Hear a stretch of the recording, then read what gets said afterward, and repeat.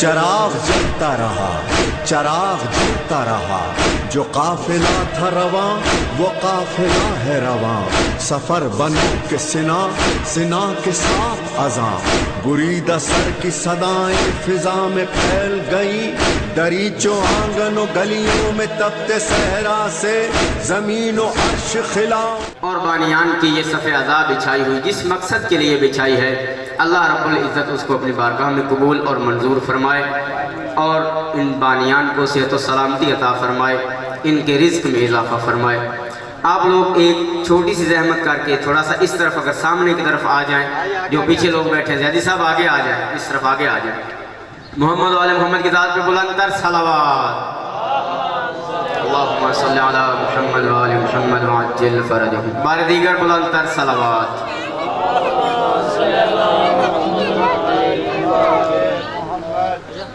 عزیزان محترم، میں نے آپ کے سامنے قرآن کریم فرقان حمید اللہ تبارک و تعالیٰ کا لا ریب اور بے عیب کلام، اس میں سے ایک آیہ پڑھنے کا شرف حاصل کیا ہے، جس میں اللہ یہ ارشاد فرما رہا ہے انما یرید اللہ لیذھب عنکم الرجس اہل البیت ویطہرکم تطہیرا۔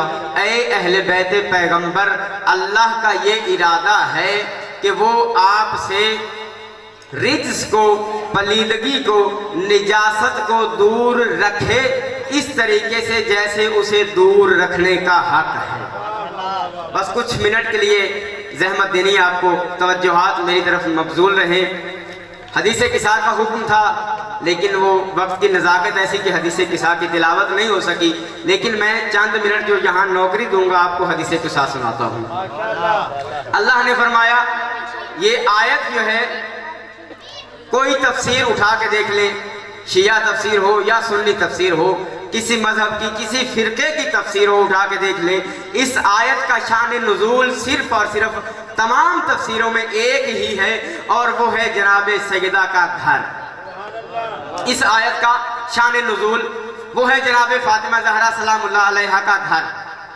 جب پیغمبر نے، مولا علی علیہ السلام نے نجران کے نصارہ کو اللہ کی توحید پر اور حضرت عیسیٰ کے خدا کے بیٹے نہ ہونے پر بہت سی دلیلیں دی، وہ لوگ نہ مانے، پیغمبر کے دلیل کو نہ مانے، رد کر دیا۔ اس وقت اللہ تبارک و تعالیٰ نے پیغمبر کی طرف ارشاد فرمایا، وحی فرمائی اور فرمایا فَقُلْ تَعَالَوْا نَدْعُو أَبْنَاءَنَا وَأَبْنَاءَكُمْ وَنِسَاءَنَا وَنِسَاءَكُمْ وَأَنفُسَنَا وَأَنفُسَكُمْ ثم نبتہل فنجعل لعنت اللہ علی الکاذبین۔ اے پیغمبر، اگر اب بھی یہ تمہاری بات کو نہیں مانتے تو ان سے کہو کہ تم اپنے بیٹوں کو لاؤ، ہم اپنے بیٹوں کو لاتے ہیں، تم اپنے نفسوں کو لاؤ، ہم اپنے نفسوں کو لاتے ہیں، تم اپنی عورتوں کو لاؤ، ہم اپنی عورتوں کو لاتے ہیں، ثم نبتہل فنجعل لعنت اللہ علی الکاذبین، پھر مل کر ہم جھوٹوں پر لعنت کریں گے اور اللہ کے عذاب کے خواستگار ہوں گے۔ یہ آیت نازل ہوئی 24 ذی الحج، پیغمبر مدینہ سے چلے، آیت مطلق نازل ہوئی تھی۔ جمع کے سیغے میں پہلے بحث کر چکا ہوں، اس بات جمع کے سیغے استعمال ہوئے، اور جمع کا سیغہ کم از کم 3 پر اطلاق ہوتا ہے عربی زبان میں۔ یہ اردو میں ہوتا ہے، بچے بیٹھے ان کے لیے بات سمجھا رہا ہوں، آپ لوگ جانتے ہیں اردو زبان میں ایک واحد ہوتا ہے، ایک جمع ہوتا ہے، لیکن عربی زبان میں ایک واحد ہوتا ہے، ایک تثنیہ ہوتا ہے، ایک جمع ہوتا ہے۔ واحد 1، تثنیہ 2، جمع بزرگوں 3 یا 3 سے زیادہ۔ اللہ نے 3 سیغے اس آیت میں استعمال فرمائے، انفسنا جمع کا سیغہ، نساءنا جمع کا سیغہ، ابناءنا جمع کا سیغہ، یعنی بیٹے لاؤ کم از کم 3 یا اس سے زیادہ، عورتیں لاؤ کم از کم 3 یا اس سے زیادہ، نفسوں کو لاؤ کم از کم 3 یا اس سے زیادہ۔ لیکن 24 ذی الحج کو جب پیغمبر مباہلہ کے لیے نکلے ہیں نصارہ سے، تو جب گھر سے نکلے تو کندھے میں حسن کو، حسین کو اٹھایا ہوا ہے، ہاتھوں میں حسن کو پکڑا ہوا ہے، پیچھے جناب سیدہ ہیں، اس کے پیچھے جناب علی ہیں، یعنی ابناء کی جگہ پہ جہاں کم از کم 3 بیٹوں کو لانا تھا، وہاں 2 بیٹے حسن و حسین کو لے کر نکلے، جہاں کم از کم 3 عورتوں کو لانا تھا، وہاں 1 عورت جناب زہرا کو لے کر نکلے، جہاں نفسوں کو لے کے آنا تھا، وہاں صرف 1 نفس علی अपने अबी तालिब को लेकर निकले हैं। नारे तकबीर, अल्लाहु अकबर, नारे रिसालत, या रसूल, नारे हैदरी, या हुसैनियत जिंदाबाद, हुसैनियत जिंदाबाद, यजीदियत यजीदियत, मुर्दाबाद। खुशनुदिया मोहम्मद व आले मोहम्मद बुलंदतर सलावत। अल्लाहुम्मा सल्ली अला मुहम्मद व आले मुहम्मद। यहाँ पैगंबर बता रहे हैं, हमें समझा रहे हैं, आने वाली दुनिया को सबक दे रहे हैं कि अगर उस वक्त आलम कायनात में जब पैगंबर के पास ये आयत नाज़िल हुई तो पैगंबर ने रहमतल लिल आलमीन है ना पैगंबर, अल्लाह ने फरमाया वमा अरसलनाका इल्ला रहमतल लिल आलमीन, ऐ मोहम्मद हमने आपको नहीं भेजा मगर आलमीन के लिए रहमत बनाकर। यानी अल्लाह यहाँ फरमाना चाह रहा है, जहाँ रहमतल लिल आलमीन कह दिया, अल्लाह कह रहा है कि मैंने जितनी भी मखलूकात खल्क की हैं, जिस जिस ज़माने में, जिस जिस जहान में, जिस जिस मखलूक का मैं अल्लाह हूँ, ऐ पैगंबर हमने हर उस मखलूक, हर उस ज़माने के लिए तुम्हें रहमत बनाकर भेज दिया। यहाँ जब आयत नाज़िल हुई पैगंबर ने आलम कायनात में निगाह दौड़ाई, लेकिन सिवाय जनाब ज़हरा के घर के कोई ऐसा घर नजर नहीं आया कि जिसमें इस आयत की रूह से तमाम के तमाम अफराद पाए जाते हों। अगर दुनिया में कोई और किसी और को सिवाय हसन और हुसैन के बेटों की जगह पे अगर पैगंबर लेके जाते, या अनफुस की जगह पे अली अलैहिस्सलाम के अलावा किसी को लेके जाते, दो और लेके जाते साथ, कम से कम 3, और निसा की जगह पे कम से कम 3 औरतों को और लेके जाते, तो आने वाली दुनिया से ये इश्काल हो सकता था कि पैगंबर ने चूंकि जमा का सीगा पूरा करना था इसलिए इन 3 को साथ लेके चले गए, वरना औरों को भी साथ लेके जा सकते थे। पैगंबर ने समझा दिया नहीं, पूरी कायनात में इनके अलावा, मेरे अलावा यानी पैगंबर के अलावा ये 4 हस्तियां ऐसी हैं कि जिनमें किसी में ताकत नहीं है कि जो अनफुस की जगह पे सिवाय अली के पैगंबर के साथ जा सके, जो निसा की जगह पे सिवाय ज़हरा के नबी के साथ जा सके, जो अबना की जगह पे सिवाय हसनैन के पैगंबर के साथ जाने के काबिल होंगे। कोई हस्ती नहीं है आलम कायनात में। तो इस आयत का शान नुज़ूल जो मैंने आपके सामने तिलावत की, यहाँ जब पैगंबर आए हैं जनाब सैयदा के घर में, देखा इसके अलावा कोई और चारा ही नहीं है कि जाके जनाब सैयदा से मदद मांगी जाए और अल्लाह की साथ के मुताबिक नसारा के मुकाबले में जाके मुबाहला किया जाए। कोई नहीं, चारा ही नहीं है कोई। पैगंबर आए, अब पैगंबर, रसूल, अल्लाह का नबी, ये इस दर्जे पे होकर नबी सवाल नहीं कर सकता। कासिम साहब, इस दर्जे पे होके, नबूवत के दर्जे पे होके, रिसालत के दर्जे पे होके अल्लाह का नबी सवाल नहीं कर सकता। यहाँ आए हैं बाप बन के बेटी के घर में, बाप बन के बेटी के घर में आए, आगे कहा या फातिमा तो इन्नी अजदु फी बदनी ज़ोफा, ऐ फातिमा मैं अपने बदन में कमजोरी महसूस कर रहा हूँ। जनाब सैयदा समझ गई कि ये बदन की कमजोरी है, पैगंबर के नूर की कमजोरी नहीं है, इसलिए पैगंबर ने फरमाया वो मुझे अपनी यमानी चादर ला के दो, मेरे ऊपर ओढ़ाओ। अरे कायनात के लिए रहमत बनकर आने वाला नबी, कायनात को बख्शने वाला नबी, कायनात को सेहत और सलामती और रिज़्क़ को औलाद बांटने वाला नबी जनाब सैयदा के घर में आ रहा है। फातिमा अपनी चादर मेरे ऊपर उड़ा दो, मैं अपने बदन में कमजोरी महसूस कर रहा हूँ। यानी जनाब सैयदा की चादर से शिफा लेने के लिए कहा मेरी ये चादर मेरे ऊपर उड़ाओ, मैं अपने बदन में कमजोरी महसूस कर रहा हूँ। जनाब सैयदा ने चादर यमानी पैगंबर के ऊपर उड़ाई, पैगंबर एक जगह पे आराम करने लगे। थोड़ी देर बाद जनाब हसन आए, आके जनाब सैयदा ने कहा या उम्मा हो इन्नी अशम्मु इंदा के रायहतन तय्यबा, ऐ अम्मा जान मैं आपसे एक बेहतरीन खुशबू महसूस कर रहा हूँ, का अन्ना रायहत जद्दी, ऐसी खुशबू के जैसे मेरे नाना की खुशबू हो। जनाब सैयदा ने कहा आपके नाना चादर के नीचे आराम कर रहे हैं। इमाम हसन आए, اجازت لی چادر کے اندر. امام حسین آئے, اے اماں آپ سے نانا کی خوشبو آ رہی ہے. کہا آپ کے نانا اور آپ کے بھائی چادر کے نیچے آرام کر رہے ہیں. امام علی آئے, کہا بھائی کی خوشبو محسوس کر رہا ہوں. جناب سیدہ نے کہا آپ کے بچے اور آپ کے بھائی چادر کے نیچے آرام کر رہے ہیں. خود جناب سیدہ بھی آگے اجازت لے کر چادر کے نیچے آ گئی. بھئی ہونا تو یہ چاہیے تھا, جب پیغمبر نے کہا کہ اپنے بدن میں کمزوری محسوس کر رہا ہوں. آپ لوگ ایک چھوٹی سی مثال سے واضح کرتا ہوں, سمجھاتا ہوں. اگر کسی گھر کے بزرگ کو کوئی تکلیف ہو جاتی ہے, بیمار ہو جاتے ہیں اور وہ کسی کمرے میں یا کسی جگہ پہ آرام کر رہے ہوتے ہیں, تو گھر میں اگر بچے کھیلنے لگے یا کوئی دوسرا آئے تو گھر کی خواتین ان کو متوجہ کرتی ہیں اور ڈانٹتی ہیں کہ خبردار اس چارپائی کے نیچے نہ جانا, وہاں تمہارے دادا آرام کر رہے ہیں, وہاں تمہارے نانا آرام کر رہے ہیں. لیکن جناب سیدہ نے ایسا کچھ نہیں کہا, بلکہ امام حسن آئے, کہا آپ کے نانا چادر کے نیچے آرام کر رہے ہیں. امام حسین آئے, کہا آپ کے نانا چادر کے نیچے آرام کر رہے ہیں. امام علی آئے, کہا آپ کے بھائی چادر کے نیچے آرام کر رہے ہیں. روکنا چاہیے تھا سب کو, لیکن جناب سیدہ سمجھ رہی ہیں کہ پیغمبر کی بدنی کمزوری ہے, نور کی کمزوری نہیں ہے. یہ سب کے سب نور ہیں, پیغمبر کے پاس جائیں گے نور میں اضافہ ہو جائے گا.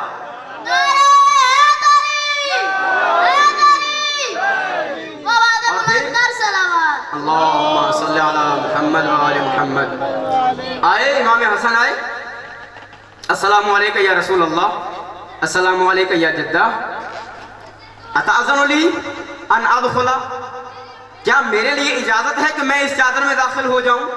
امام حسین آئے, سلام کیا, وعلیک السلام, کیا مجھے اجازت ہے اس چادر کے نیچے آ جاؤں؟ آ جاؤ بیٹا.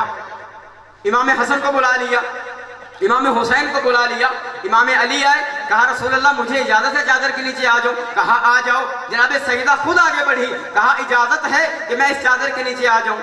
جناب سیدہ کہتی ہیں وَسِرْتُ انظر الیہ واذا وجهه یتلألأ کأنہ البدر فی لیلۃ تمامہ وکمالہ, میں نے دیکھا کہ پیغمبر کا چہرہ نور برسا رہا ہے, نور ساطع ہو رہا ہے.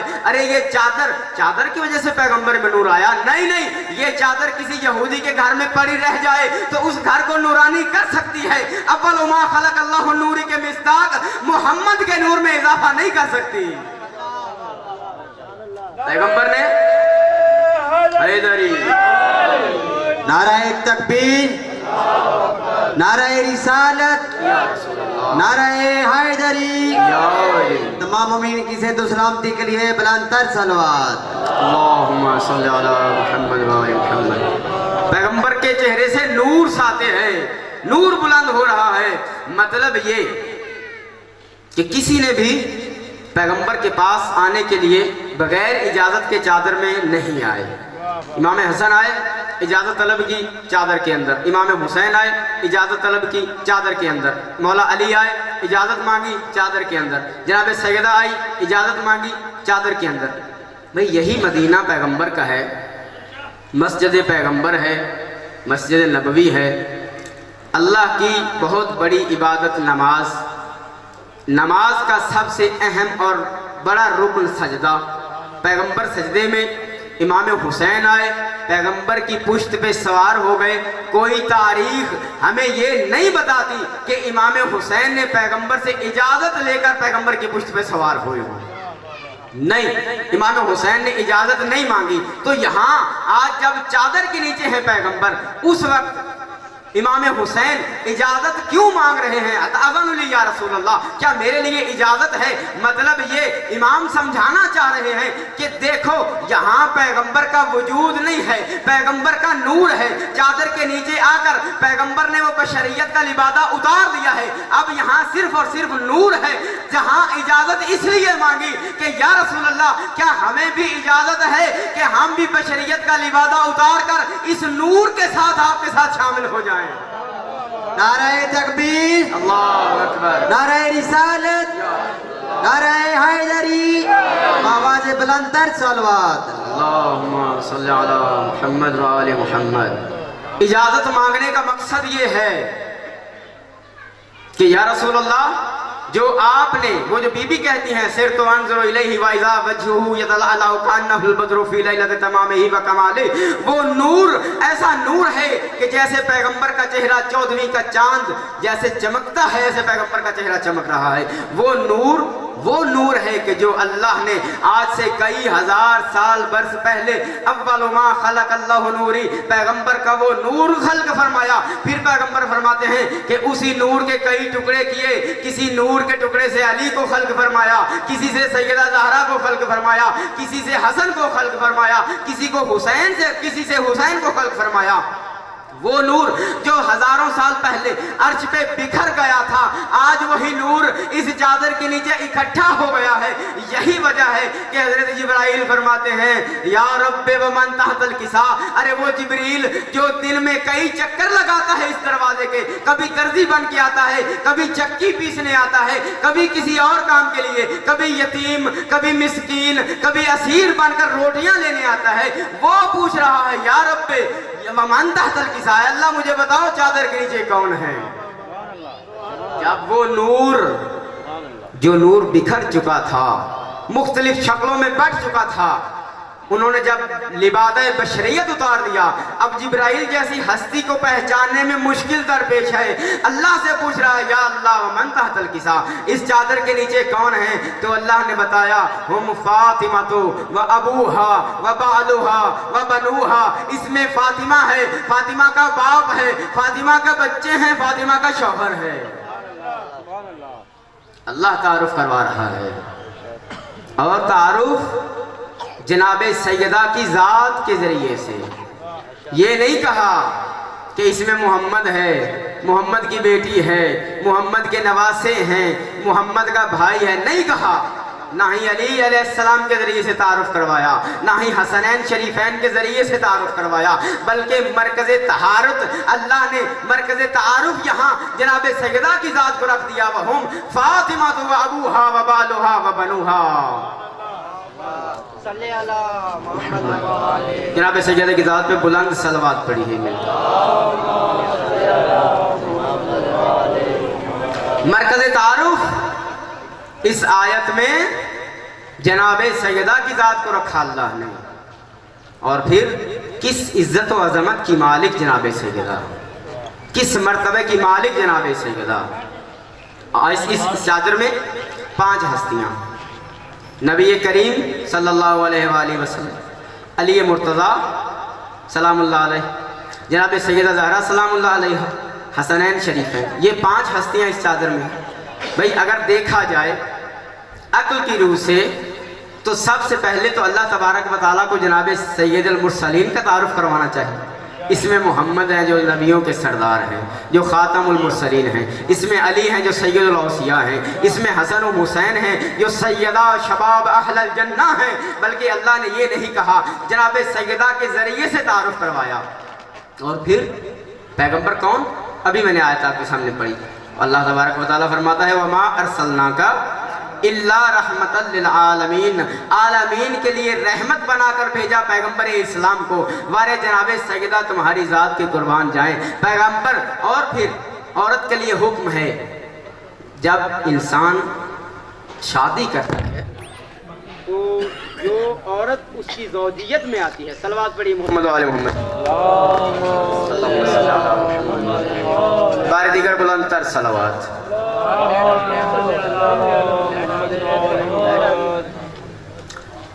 خاندان زہرا پہ بلند صلوات پڑھی۔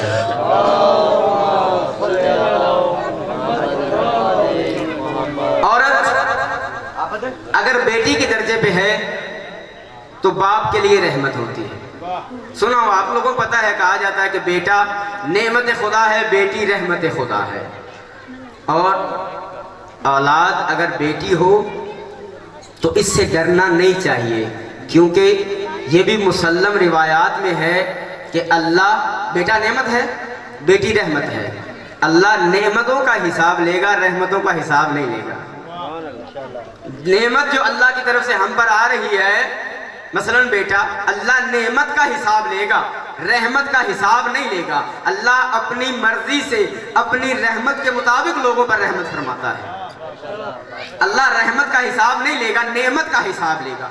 اگر بیٹی ہے باپ کے لیے رحمت، اگر بیوی ہے شوہر کے ایمان کا حصہ، اگر ماں ہے تو اس کے قدموں تلے اولاد کی جنت۔ تو یہاں جناب سیدہ کا مرتبہ دیکھیے، اس آیت میں چادر کے نیچے جناب سیدہ سے تعارف کروایا جا رہا ہے، اور تعارف بھی اس رحمت للعالمین ہستی کا، اس شوہر جو کل ایمان ہے اس کا، وہ بیٹے جو سیدہ شباب اہل الجنہ ہے ان کا، جناب سیدہ سے تعارف کروا رہا ہے خدا۔ تو جناب سیدہ کی ذات وہ ذات ہوئی کہ جو خود رحمت للعالمین کے لیے رحمت بنے اسے جناب سیدہ کہا جاتا ہے، جو کل ایمان کے ایمان کا حصہ بنے اسے جناب سیدہ کہا جاتا ہے۔ تو پھر کہنے دیجئے کہ جوانان جنت کے سرداروں کی جنت جس بی بی کے پاؤں میں ہے اسے جناب سیدہ کہا جاتا ہے۔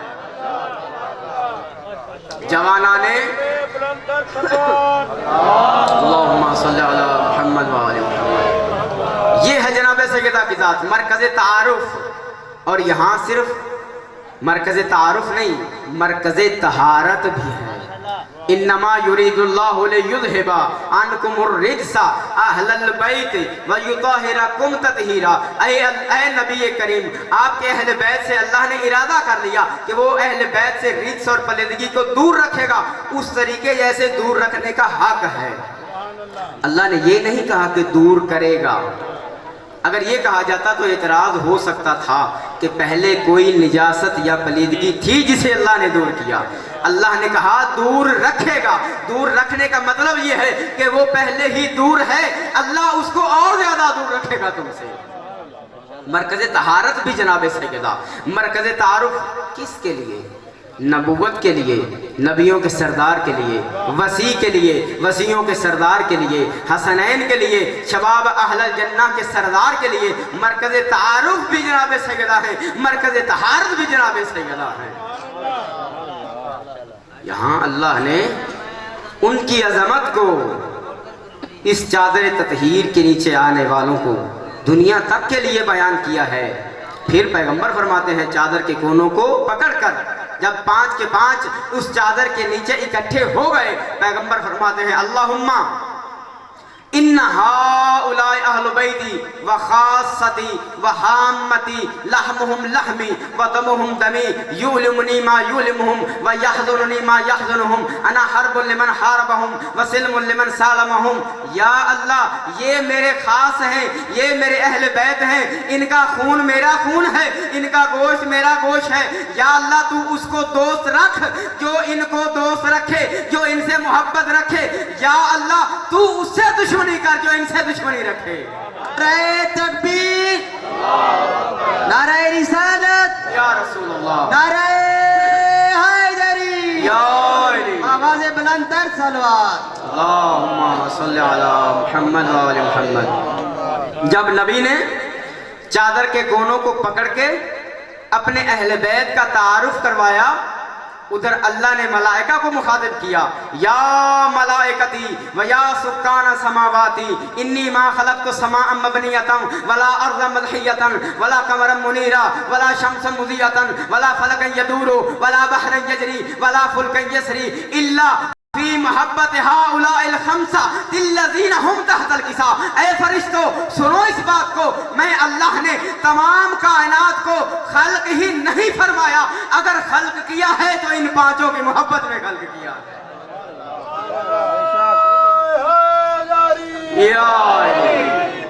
اگر خلق کیا ہے تو ان 5 کی محبت میں۔ سورج بنایا، چاند بنائے، ستارے بنائے، سمندر، دریا، ان میں تیرنے اور بہنے والی کشتیاں بنائیں، سورج کو چمک دی، ستاروں کو چمک دی، چاند کو نور بخشا۔ یہ تمام کی تمام چیزیں اگر ان کو نور بخشا ہے تو محمد و آل محمد کے صدقے میں بخشا ہے۔ اللہم وال من والاہ وعاد من عاداہ۔ یا اللہ تو اس سے محبت کر جو ان سے محبت کرے، یا اللہ تو ان کو دشمن رکھ جو ان کو دشمن رکھے۔ بے شک بے شک۔ ایام چہلم ہے، چادر تطہیر کی وارث جناب سیدہ ہیں، لیکن یہ ایام ہیں کہ جب محمد کے کلمہ پڑھنے والوں نے اسی چادر تطہیر کو تار تار کر دیا ہے۔ ہاں زادارو، بس چند منٹ کے لیے ذکر مصائب ہے، توجہات مبذول رہیں۔ مصائب سوچنے کا نام ہے، پڑھنے کا نام نہیں ہے۔ جس شخص کے دل میں درد ہے، جس کے سینے میں دل ہے، وہ یقیناً امام حسین اور پیغمبر کی آل کے مصائب کو سن کے روتا ہے، کیونکہ یہ صرف مسلم کا معاملہ نہیں ہے، یہ ہر دل رکھنے والے شخص کا معاملہ ہے۔ جس کے سینے میں دل دھڑکتا ہے اس کو محمد و آل محمد کے گھرانے کے مصائب سن کے رونا آتا ہے۔ ہاں زادارو، جو کچھ مدینے میں مسلمانوں نے پیغمبر کی بیٹی کے ساتھ کیا، بے عین ہی شاہ صاحب وہی سب کچھ کربلا میں بھی ہوا۔ یہاں مدینے میں اگر جناب سیدہ کے تماچے نہ لگتے تو وہاں حسین کی 4 سالہ بیٹی یہ نہ کہتی مجھے نہ مارو میں نبی کی نواسی ہوں۔ اگر مدینے میں جناب سیدہ کی چادر پہ حملہ نہ ہوتا تو کربلا میں جناب زینب فرماتی ہیں کہ جب شام غریباں لوٹنے کے لیے مسلمان ہمارے خیموں میں آئے تو میں عصمت بلی بی بی تھی، میں نے اپنی چادر کو اپنے ہاتھوں میں دبوچ لیا، یعنی زور سے پکڑ لیا۔ بی بی کہتی ہیں کہ اس ملعون نے اپنے زور سے میری چادر کھینچی لیکن میں نے چادر کو نہیں چھوڑا۔ عزادارو، ایک مرحلہ وہ آیا کہ جب ظالم نے دیکھا کہ بی بی چادر کو نہیں چھوڑ رہی، اس نے نیزہ بڑھایا، ارے نیزے کی یعنی بی بی کو مارنا شروع کی۔ جناب سیدہ کہتی ہیں جب مجھے نیزہ لگا میں نے چادر کو چھوڑ دیا، چادر کا چھوڑنا تھا، بیویاں سر رنگے ہو گئی۔ اب آئی ہیں جناب سید سجاد کے پاس، جب خیموں کو آگ لگ گئی، تمام طرف سے آگ نے بیویوں کو گھیر لیا، جناب سید سجاد کے پاس آئی ہیں، کہتی ہیں بیٹا سجاد ہمیں بتاؤ، ارے تمہاری ولایت اور امامت کا پہلا مسئلہ تمہاری پھوپھیوں کی چادر سے شروع ہو رہا ہے۔ تو میں کہا کرتا ہوں کہ جس امام کی امامت کا مسئلہ، امامت کا مرحلہ پھوپھیوں کی چادر سے شروع ہو، اس امام کا حق بنتا ہے 40 سال خون روئے، اس امام کا حق بنتا ہے کہ وہ 40 سال پانی نہیں خون روئے۔ یہی تو وجہ تھی۔ کسی نے پوچھا مولا آپ یعقوب کربلا ہیں، آپ اتنا کیوں گریا کرتے ہیں؟ امام نے فرمایا یعقوب کا ایک یوسف گم ہوا تھا، ارے 40 سال اتنا رویا، آنکھوں کی بینائی ختم ہو گئی، کمر جھک گئی، تو انصاف سے بتا جس کے 72 فخر یوسف اس کے سامنے ذبح کر دیے جائیں، ارے وہ 40 سال خون نہ روئے تو کیا روئے؟ امام سے کسی نے پوچھا مولا کیوں اتنا روتے ہیں؟ شہادت تو آپ کا ورثہ ہے، معصوم کا فرمان ہے ما منا مقتول او مسموم، ہم 14 میں کوئی ایسا نہیں کہ جس کو یا قتل کیا گیا ہے یا زہر سے شہید کیا گیا۔ امام سے کسی نے سوال کیا مولا آپ کا ورثہ ہے شہادت، مولا نے فرمایا تو نے انصاف نہیں کیا، ارے شہادت ہمارا ورثہ ہے لیکن ماؤں بہنوں اور بیٹیوں کو ننگے سر بازار میں لے کر جانا کیا یہ مسلمانوں کا حق تھا کہ نبی نے کہا کہ میری امت کو اجر رسالت دینا؟ ارے اجر رسالت یہ دیا کہ شام کا بازار ہے۔ جناب زینب کہتی ہیں سجاد مجھے دربار سے اجازت لے کے دے، میں اتنی دیر کھڑی ہونے کی عادی نہیں ہوں، سجاد میں تھک گئی ہوں، میرے پیروں سے خون، مجھے اجازت لے دے میں بیٹھ جاؤں۔ جب قافلہ دربار میں داخل ہوا، اس یزید ملعون نے تعارف کرنا شروع کیا، سب سے پوچھا یہ کون ہے، یہ بی بی کون ہے، یہ بی بی کون ہے؟ جناب سکینہ سلام اللہ علیہ پہ نگاہ پڑی، کہا یہ چھوٹی سی بچی کون ہے؟ بتانے والے نے بتایا کہ حسین کی بیٹی ہے، اور وہ بیٹی ہے کہ شام غریبہ سے لے کر آج تک جب کبھی کروٹ بدلتی ہے تو دکھ جاتے ہیں کان، جب تلک زندہ رہی سونے سے گھبراتی رہی۔ ارے حسین کی 4 سال کی بیٹی کو وہ اجر رسالت دیا مسلمانوں نے کہ جب تک زندہ رہی، ارے چہرے کے تمانچوں سے ڈرتی رہی کہ کوئی مسلمان مجھے تماچے نہ مارے۔ جب پوچھا کہ یہ بچی کون ہے، بتایا حسین کی 4 سال کی بیٹی ہے۔ اس نے چاہا کہ بی بی سے کلام کرے، جناب سکینہ سلام اللہ علیہ بولتی ہیں آواز یزید کو سنائی نہیں دیتی. کہا اس نے اپنی طرف سے غصہ ہو کر کہا کہ یہ بولتی کیوں نہیں, میرے سوالوں کا جواب کیوں نہیں دیتی. سید سجاد آگے بڑھے, کہا او شمر, او یزید, اتنا جس رسی میں ہمارے 40 گلے بندھے ہوئے ہیں وہ رسی اتنی تنگ ہے کہ یہ بی بی کلام کرنا چاہتی ہے, اس کے گلے سے آواز نہیں نکلتی. اگر اس سے کلام کرنا چاہتا ہے تو پہلے اس رسی کو ڈھیلا کرو, تب اس بچی کے گلے سے آواز نکلے گی. وما علینا الا البلاغ المبین وتب علینا انک انت التواب الرحیم وسیعلم الذین ظلموا ای منقلب